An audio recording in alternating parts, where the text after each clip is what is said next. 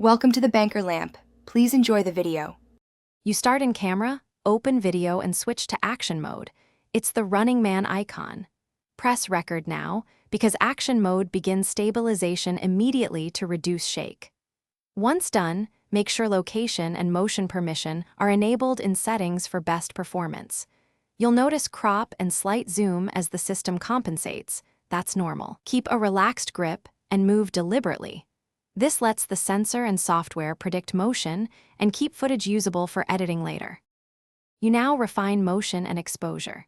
Tap to lock AE/AF before you start complex moves, because consistent exposure prevents flicker when you pan.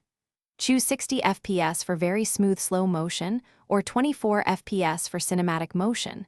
Once chosen, record with that frame rate to avoid conversion artifacts.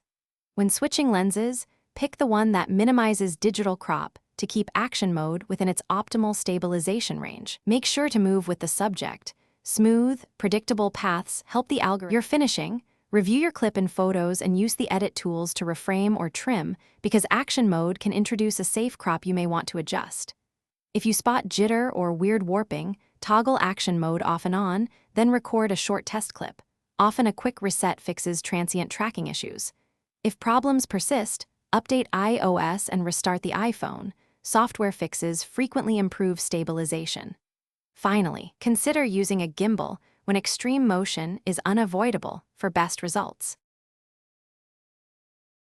Thanks for watching. If this was helpful, leave a like and consider subscribing. See you next time.